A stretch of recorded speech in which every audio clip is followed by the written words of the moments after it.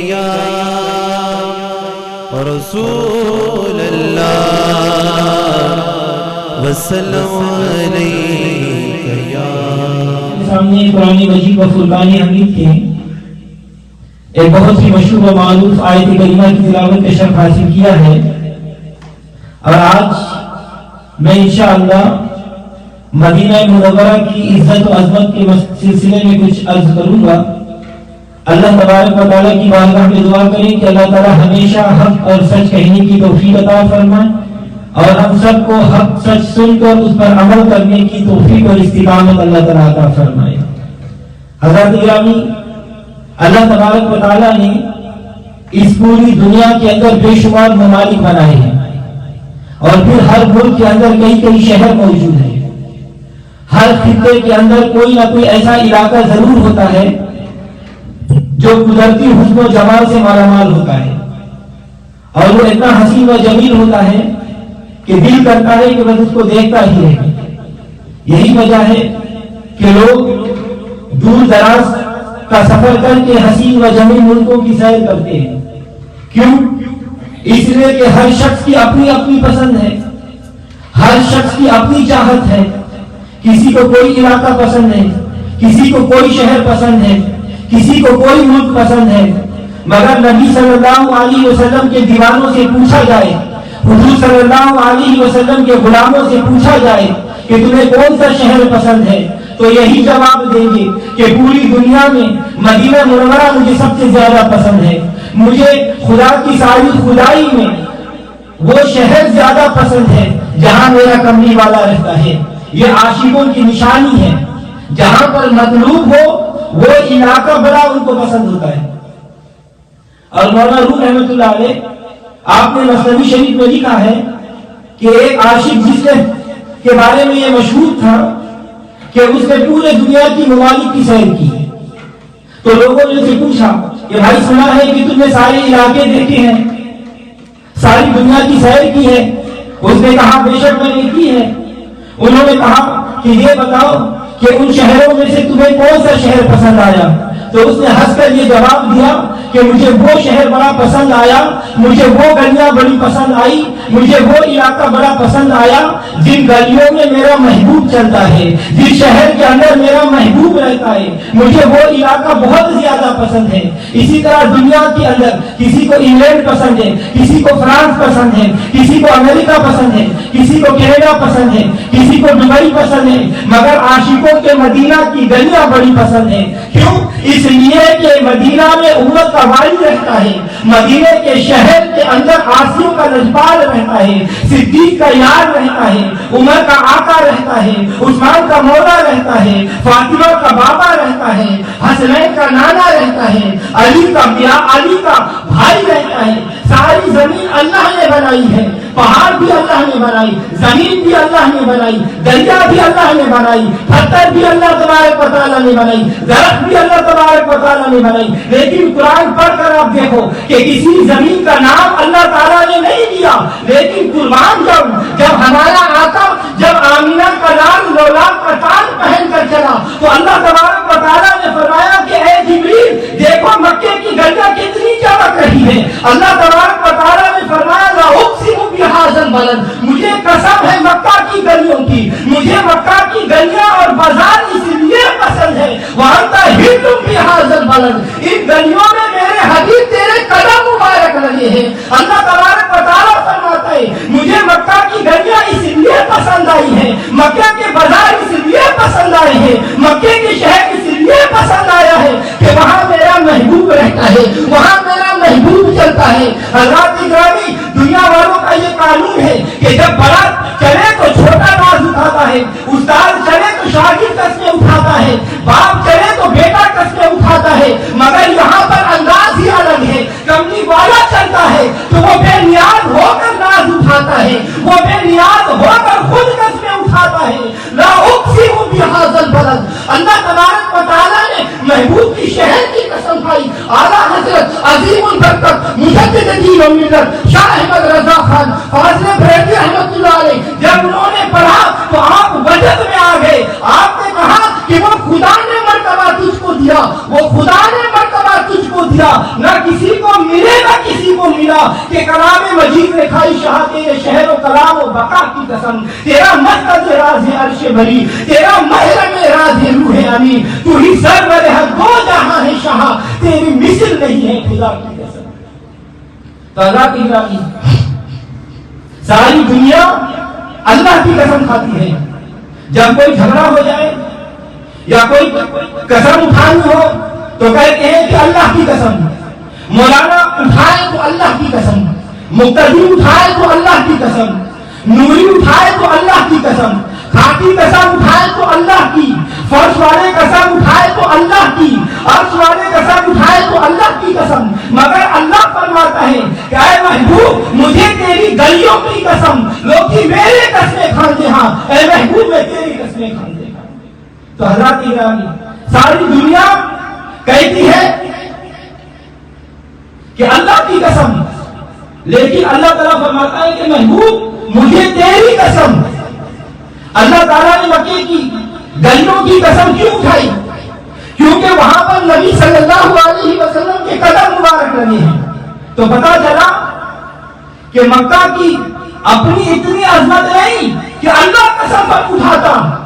جب محبوب کے جوڑوں کی نسبت ہو گئی، جب کملی والے کے قدموں کے ساتھ مکے کی نسبت ہو گئی، تو علماء کرام فرماتے ہیں کہ رسول اللہ جب تک مکے میں رہے اللہ کو مکہ پسند آیا، جب حضور مدینے میں آئے تو اللہ کو مدینہ پسند آ گیا۔ بات شہروں کی نہیں، بات محبوب کی ہے۔ جہاں پر حبیب کے قدم لگے وہی شہر پسند آ گیا۔ مدینہ پاک کے بازاروں میں آج بھی جا کر چلے تو نبی کی نبوت کی بھینی بھینی خوشبو آتی ہے، یار کے جلوے نظر آتے ہیں، حضور کے انوار نظر آتے ہیں، مگر انوار ان کو نظر آئیں گے جن کے سینے میں کملی والے کا پیار ہوگا۔ اگر سینے میں حضور کا پیار نہیں، حضور کی محبت نہیں، تو حضور کے انوار تمہیں نظر نہیں آئیں گے۔ علامہ معین کاشفی رحمۃ اللہ علیہ آپ نے مدارج النبوت میں لکھا ہے کہ قیس شہزادہ وہ لیلا پر عاشق ہو گیا، وہ ہر وقت لیلا لیلا کرتا رہتا، لوگوں نے اس کا نام بھی مجنون رکھ دیا، حالانکہ اصل نام اس کا قیس تھا اور یہ ایک ملک کا شہزادہ تھا۔ لیکن جب لیلا کے عشق میں چلا تو لوگوں نے کہنا شروع کر دیا یہ تو دیوانہ ہے، یہ تو مجنون ہے، جنگلوں میں پھرتا رہتا ہے۔ ایک مرتبہ مجنون نے پروگرام بنایا کہ میں لیلا کے شہر کو دیکھ کر آ جاؤں، اور چل پڑا، لیلا کے شہر میں آیا، رشتہ داروں کو پتا چل گیا، لیلا کے گھر والوں کو پتا چلا، تو انہوں نے لیلا کو قید کر دیا کہ مجنون دیکھے گا نہیں اور نہ ہی ہماری بدنامی ہوگی۔ جب لیلا کے شہر میں وہ داخل ہوا تو لیلا کے شہر کی دیواریں چومنے لگا، دیواریں چومنے لگا، بازاریں چومنے لگا، درخت کو وہ چومنے لگا، روتا بھی ہے اور چومتا بھی ہے۔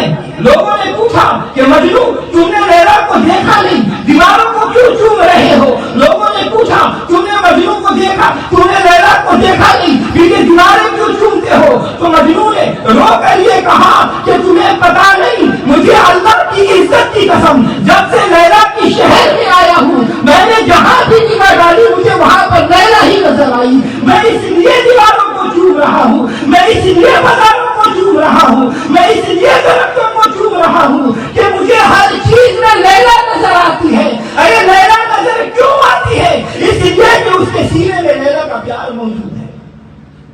تو حضرات گرامی، جب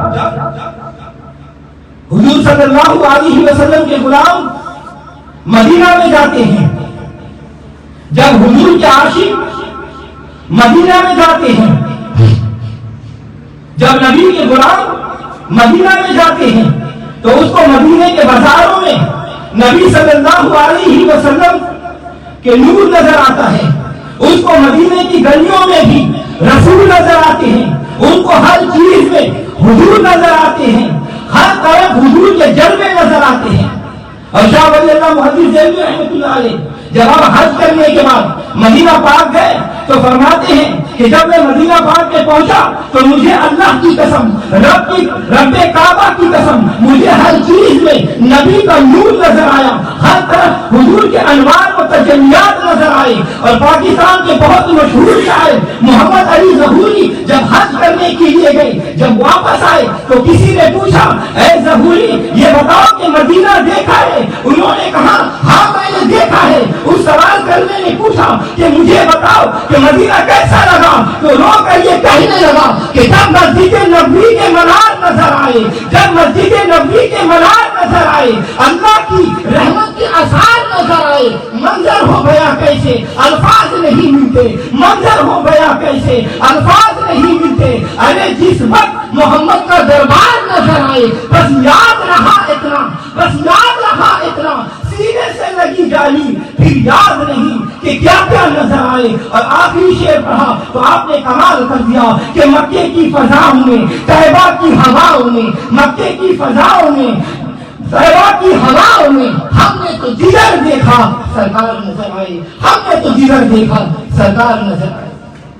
حضرات کرام کیوں نظر آئے؟ اس لیے کہ سینے میں عشق رسول ہے، اور جو بھی وہاں پر جاتا ہے بس نبی کے عشق میں دیوانہ ہو جاتا ہے، حضور کے پیار میں دیوانہ ہو جاتا ہے۔ ہمیں مدینہ کیوں پیارا لگتا ہے؟ اس لیے کہ مدینہ اللہ کو بھی پیارا ہے۔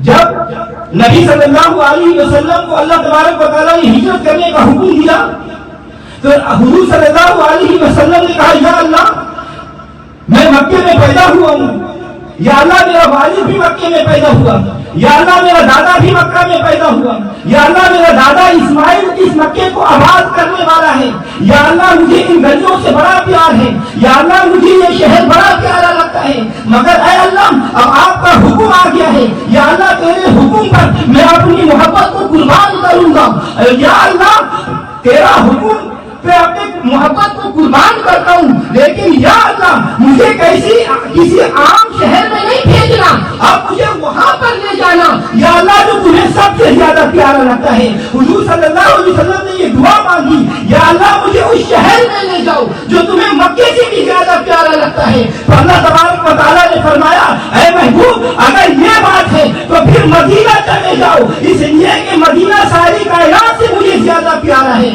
اللہ تعالیٰ فرماتا ہے پیارا لگتا ہے، یا اللہ کیوں پیارا لگتا ہے؟ فرمایا مدینہ میں کیا رکھا ہے؟ لیکن اللہ نے فرمایا رکھا ہوا کچھ نہیں، لیکن اب یاد تیرے قدم لگیں گے تو میں یہ اعلان کر دوں گا کہ جو شخص مسجد قباء میں 2 رکعت نفل پڑھے گا اللہ اس کو ایک عمرے کا ثواب عطا کرے گا، اور جو مسجد نبوی میں 2 رکعت پڑھے گا اللہ اس کو مقبول حج کا ثواب دے گا۔ حضور صلی اللہ علیہ وسلم نے فرمایا کہ مسجد قباء میں 2 رکعت نفل پڑھے ایک عمرے کا ثواب ہے، اور جو میری مسجد نبوی میں 2 نفل پڑھے اس کو مقبول حج کا ثواب ملے گا۔ تو حضرات گرامی توجہ چاہوں گا، اب سوچنے کی بات یہ ہے کہ مکے میں سال کے بعد حج ہوتا ہے، اللہ تعالیٰ فرماتا ہے محبوب اب تیرے قدم لگ گئے ہیں، اب ہم نے ساری پابندیاں نہیں لگائی، تیرے قدم لگ گئے ہیں، ہم نے دن کی پابندی نہیں لگائی۔ محبوب جب بھی تیرا غلام 2 رکعت نماز نفل ادا کرے گا سلام بعد میں پھیرے گا، ثواب ہم پہلے پڑھ کر دیں گے۔ اللہ اکبر۔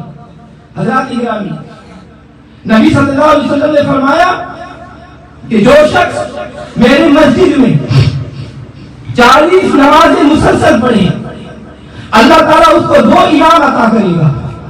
حضور صلی اللہ علیہ وسلم نے فرمایا پہلا انعام یہ ہے کہ اللہ تعالیٰ اس کے دل میں سے منافقت کو دور کر دے گا، اور دوسرا انعام یہ کہ اللہ تعالیٰ اس پر جہنم کی آگ کو حرام کر دے گا۔ حضرات گرامی جب مکے سے ہجرت کر کے حضور صلی اللہ علیہ وسلم مدینہ منورہ آئے تو میرے آقا نے ہاتھ اٹھائے اور دعا کی اللہم یا اللہ ہم سب کے لیے مدینہ پیارا بنا دے، یا اللہ اس طرح پیارا بنا دے جس طرح مکے کو پیارا بنایا ہے، بلکہ مکہ سے زیادہ پیارا بنا دے، یا اللہ ہم سب کو مدینہ پیارا بنا دے۔ آج آپ دیکھ لیں مدینہ پاک میں دعا کیے ہوئے صدیاں گزر گئی مگر عاشق پھر بھی یہی کہتے ہیں کہ مدینہ مدینہ مدینہ طیبہ۔ اور سیالکوٹ میں پاکستان میں ایک علاقہ ہے سیالکوٹ، وہاں پر ایک عالم رہتا تھا، وہ کہتے ہیں کہ میں 1950 میں حج کرنے کے لیے گیا، مدینہ منورہ میں نے حضور صلی اللہ علیہ وسلم کے روزے کی زیارت کی اور وہیں سامنے پر ایک کمرہ کرائے پہ لے لیا. ایک تو ہر وقت نبی کے روزے کی دھوپ ہوتی رہے گی اور دوسرا جلدی نبی کے روزے پر پہنچ جاؤں گا. علامہ صاحب کہتے ہیں کہ میں روزانہ حضور کے روزے کی حاضری دے کر خود ہی کھانا پکاتا تھا. ایک دن میں حضور کے روزے پر حاضری دے کر آ رہا تھا. میں نے بکرے کا گوشت لیا تاکہ اس کو پکا کر کھا سکوں. وہ کہتے ہیں کہ میرا دروازہ کھلا تھا. میں نے روٹی پکائی, سالن پکایا, پھر کھانا شروع کر دیا اور ہڈیاں میں نے گلی میں پھینک دی. تو میں نے کیا دیکھا, ایک 12 سال کا بچہ جس کے بال بکھرے ہوئے ہیں, کپڑے پھٹے ہوئے ہیں, حالت بڑی خراب ہے, وہ ہڈیاں اٹھا کر اسے چوس رہا ہے. وہ کہتے ہیں کہ میری آہیں نکل گئی کہ مدینے کا بچہ اور اتنا بھوکا وہ میری کھائی ہوئی ہڈیاں چوس رہا ہے. میں باہر گیا اور میں نے اس کو سینے سے لگا لیا اور میں نے اس کو ساتھ لے آیا. میں نے اسے کھانا کھلایا. پھر میں نے اسے ہاتھ جوڑ کر کہا کہ حضور آپ اتنے بھوکے ہیں. کہا کئی دن ہو گئے میں نے کھانا نہیں کھایا. یہ ہڈیاں دیکھی تو میں نے کہا کہ ہڈیاں چوس کر ہی گزارا کر لوں. علامہ صاحب کہتے ہیں کہ میں نے کہا بیٹا تمہارے والدین نہیں ہیں. اس لڑکے نے کہا کہ اگر میرے والدین ہوتے تو میرا یہ حال نہیں ہوتا. علامہ صاحب کہتے ہیں میں نے کہا کہ تیرا کوئی رشتے دار نہیں. اس لڑکے نے کہا کہ میرا کوئی رشتے دار نہیں, میں یتیم ہوں. علامہ صاحب نے سینے سے لگا لیا, اسے چوم لیا. بیٹا گھبراؤ نہیں, میرا وقت ختم ہونے والا ہے. میں تمہیں پاکستان لے جاؤں گا, وہاں میں بڑی جائیداد کا وارث ہوں. تمہیں باپ کا بھی پیار ملے گا, تمہیں ماں کا بھی پیار ملے گا, تمہیں بھائیوں کی بھی شفقت ملے گی, تمہیں سب کچھ ملے گا. بچہ ہنستا رہا. جب علامہ صاحب کی بات ختم ہو گئی تو بچہ دوڑ کر دروازے کے پاس جا کر کھڑا ہو گیا اور کہنے لگا کہ علامہ صاحب ذرا میرے قریب آؤ. علامہ صاحب کہتے ہیں کہ میں اس بچے کے قریب گیا. اس بچے نے مجھے کہا کہ آج اس بچے نے مجھے کہا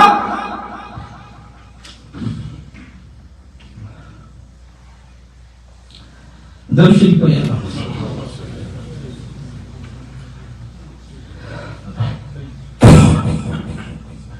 اس بچے نے مجھے کہا کہ سب کچھ مجھے ملے گا, مجھے پاکستان لے جاؤ گے, مجھے سب کچھ ملے گا.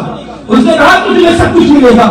پھر اس لڑکے نے گنبد خضرا کی طرف اشارہ کر کے کہا کہ علامہ صاحب مجھے سچ سچ بتانا کہ مجھے یہ گنبد خضرا وہاں پر ملے گا. علامہ صاحب نے فرمایا کہ بیٹا تمہیں سب کچھ ملے گا, تمہیں باپ کا بھی پیار ملے گا, ماں کی بھی پیار ملے گا, بھائیوں کی بھی پیار ملے گا, لیکن سب سے گنبد تمہیں نہیں ملے گا. جب اس بچے نے یہ کہا, بس اس نے یہ کہا کہ تمہیں گنبد خضرا نہیں ملے گا, تو بچے نے کہا کہ پھر میرا راستہ چھوڑ دو, مجھے بھوک برداشت ہے, مجھے یتیمی برداشت ہے, مگر میں مدینہ نہیں چھوڑ سکتا. ارے جنہوں نے مدینہ دیکھا ہے ان سے جا کر پوچھو. بعض ایسے بد نصیب ہے کہ کہتے ہیں مدینے جانے کی ضرورت ہی نہیں, یہ جاتے ہی نہیں, مدینے والا ان کو جانے ہی نہیں دیتا.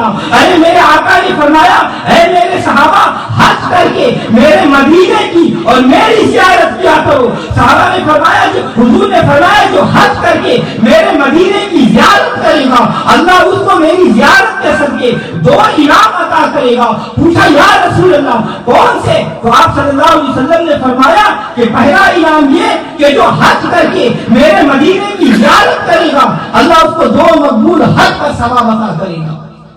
اور دوسرا انعام فرمایا کہ قیامت والے دن میں اس کی شفاعت کروں گا. تو صحابہ نے پوچھا یا رسول اللہ جب تک آپ دنیا میں رہیں گے لوگ زیارت کریں گے, یا رسول اللہ آپ دنیا سے پردہ فرما جائیں گے تو آپ کا مزار بن جائے گا, پھر کیا کریں گے؟ میرے نبی نے فرمایا کہ میری وفات کے بعد میری قبر کی بھی زیارت کرنا. صحابہ نے پوچھا آپ تو قبر میں چلے جائیں گے, اگر بندہ زندہ ہو تو زیارت کی جاتی ہے. حضور صلی اللہ علیہ وسلم نے فرمایا میرے وصال کے بعد میری قبر کی زیارت کرنے والا یہ سمجھے کہ میں زندہ نبی کی زیارت کرنے جا رہا ہوں. حضور صلی اللہ علیہ وسلم نے فرمایا کہ جس نے میری قبر کی زیارت کی وہ یہ نہ سمجھے میری قبر کی زیارت کرے گا, وہ یہ نہ سمجھے کہ میں قبر کو دیکھ کر جا رہا ہوں, بلکہ وہ یہ سمجھے کہ میں زندہ نبی کی زیارت کر کے جا رہا ہوں. تو حضرات گرامی آج کل لوگ یہ کہتے ہیں کہ مدینے جانے کی کوئی ضرورت نہیں، اور ہم کہتے ہیں کہ جسے چاہا در پہ بلا دیا، جسے چاہا در پہ بلا دیا، جسے چاہا اپنا بنا دیا۔ یہ بڑے کرم کے ہیں فیصلے، یہ بڑے نصیب کی بات ہے۔ اور علامہ جامی رحمۃ اللہ علیہ عاشق مدینہ، آپ ایران سے حج کرنے کے لیے گئے، کعبے کا حج کیا، کعبے کا طواف کیا، اور اس کے بعد سارے حاجی مدینہ کی طرف چل پڑے اور وہ واپس ایران کی طرف چل پڑے۔ حاجیوں نے کہا کہ حاجی صاحب مدینہ نہیں جانا، نبی صلی اللہ علیہ وسلم نے فرمایا من حج البیت فلم یزرنی فقد جفانی، کہ جس نے کعبے کا حج کیا اور پھر میری زیارت نہیں کی اس نے میرے ساتھ ظلم کیا۔ علامہ عبد الرحمن جامی رحمۃ اللہ علیہ نے فرمایا کہ اے لوگوں، تم لوگوں نے تو یہ حدیث سنی ہے اور میں نے یہ حدیث پڑھائی ہے، تو حاجیوں نے کہا کہ آپ نے اگر پڑھائی ہے تو پھر اس پر عمل کیوں نہیں کرتے، کیوں مدینہ نہیں چلتے؟ تو علامہ جامی عبد الرحمن نے فرمایا کہ میں مدینہ چلا گیا تو نبی صلی اللہ علیہ وسلم فرمائیں گے کہ اے جامی، یہ حج کے بہانے مکے سے بہانے تم یہاں مجھے دیکھنے آ گئے ہو، یہ حج کے بہانے ہمارے پاس آ گئے ہو۔ اے لوگوں، اب میں ایران جاؤں گا اور 4 دن ایران میں رہنے کے بعد پھر ایران میں سے نبی صلی اللہ علیہ وسلم کی زیارت کی نیت سے چلوں گا اور جا کر ہاتھ جوڑ کر حضور کی بارگاہ میں یہ عرض کروں گا کہ یا رسول اللہ، ساری دنیا حج کرنے کے بہانے تیرا دیدار کرنے آتی ہے، اور یا رسول اللہ میں اصل میں تیری زیارت کرنے کے لیے آیا۔ اور پھر میں عائشہ سے کسی نے پوچھا کہ آپ ہر سال حج کرنے کے لیے جاتے ہیں، آپ کو بڑا شوق ہے حج پہ جانے کا، تو پھر میں عائشہ رحمۃ اللہ علیہ نے فرمایا تم نہیں جانتے، حج کا بہانہ ہے، نبی کی دین کا نشانہ ہے۔ اور میرے سرکار اعلیٰ حضرت عظیم البرکت مجدد دین و ملت شاہ احمد رضا خان فاضل بریلوی رحمۃ اللہ علیہ آپ فرماتے ہیں ان کی طفیل حج بھی خدا نے کرا دیے، ان کی طفیل حج بھی خدا نے کرا دیے، اصل مراد حاضری اس پاک در کی ہے۔ تو حضرت گرامی حضور صلی اللہ علیہ وسلم کو مدینہ بڑا پیارا تھا، حضور کو مدینے کی مٹی سے بھی بڑا پیار تھا۔ آج حضور کے ہر دیوانے کو بھی حضور کے شہر مدینہ اور مدینہ پاک کی ہر چیز سے پیارا لگتا ہے۔ تو ہمارے جو ساتھی عمرہ کے لیے جا رہے ہیں، دعا کریں کہ اللہ تبارک و تعالیٰ ان سب کی حاضری کو اللہ تعالیٰ قبول فرمائے۔ اللہ تبارک و تعالیٰ ہم سب کو مدینے کی ادب اور اس کی حضور کے روزہ کا ادب حاضری کے اللہ تعالیٰ ہم سب کو توفیق عطا فرمائے۔ یا اللہ ہمیں زندہ رکھے تو مسلمان کی زندگی عطا فرمائے، مولا ہمیں موت دے تو مسلمان کی موت عطا فرمائے۔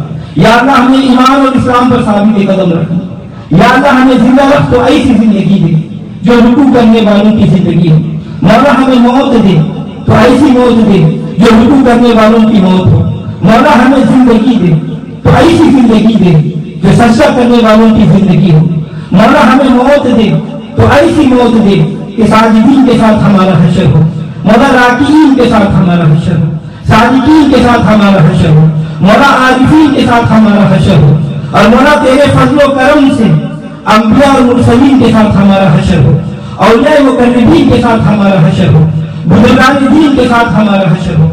اللہم اجعل فی قلبی نورا وفی بصری نورا وفی سمعی نورا وعن یمینی نورا وعن شمالی نورا ومن خلفی نورا ومن امامی نورا واجعلنی نورا وفی عصبی نورا وفی لحمی نورا وفی دمی نورا وفی شعری نورا وفی بشری نورا وفی لسانی نورا واجعل فی نفسی نورا واعزلنی نورا واجعل من فوقی نورا ومن تحتی نورا اللہم آتینی نورا اللہم آتینی نورا اللہم انا نسألک فعل الخیرات وترک المنکرات وحب المساکین وان تغفر لی وترحمنی وإذا أردت فتنة لقومي فتوفنا غير مفتون وأسألك حبك وحب من يحبك وحب عمل يقرب إلى حبك وحب عمل